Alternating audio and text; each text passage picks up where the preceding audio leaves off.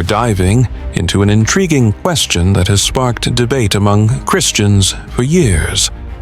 Was Lucifer in charge of music in heaven before his fall?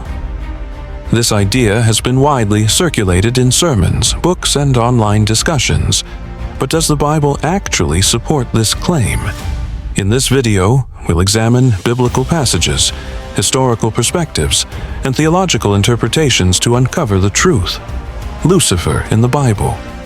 The name Lucifer appears in Isaiah 14:12 in the King James Version, referring to the morning star who fell from heaven.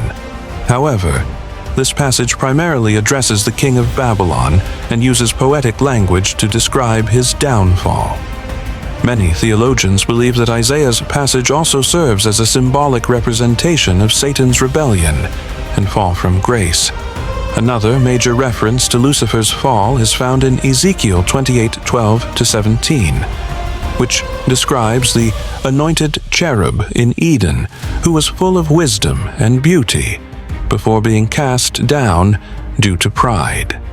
Examining the music connection, the idea that Lucifer was the leader of music in heaven largely stems from interpretations of Ezekiel 28:13. The King James Version of this verse mentions tabrets and pipes being prepared in Lucifer on the day he was created. Some interpret this to mean that Lucifer was literally built with musical instruments as part of his design and role. However, other Bible translations do not explicitly mention musical instruments in this verse, leading scholars to debate whether this passage truly implies Lucifer had a special connection to music. Cherubim and worship in heaven. Lucifer is described as an anointed cherub, a high-ranking angelic being, in Ezekiel 28:14. Cherubim are often associated with the presence of God, such as those placed over the Ark of the Covenant, Exodus 25:20. Some argue that if Lucifer was an anointed cherub, he may have played a role in worship, but the Bible does not explicitly say he led worship or music. Angels and worship.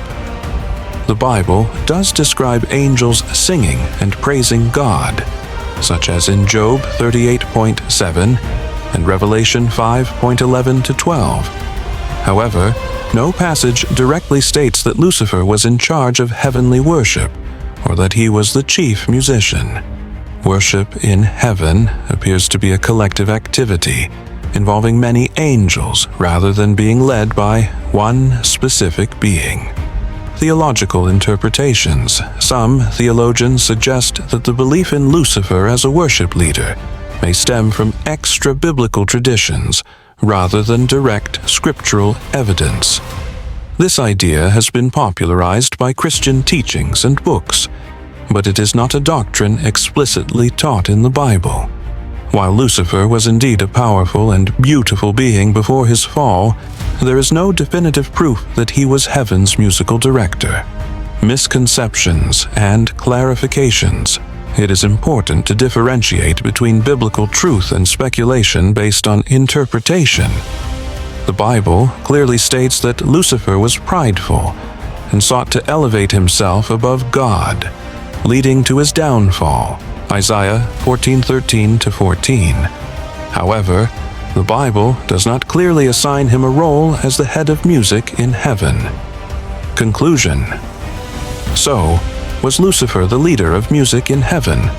The answer is, we don't have conclusive biblical evidence to say that he was.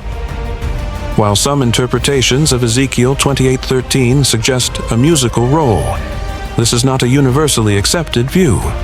What we do know is that Lucifer was a high-ranking angel who fell due to pride, and today he seeks to deceive people away from worshiping the true God.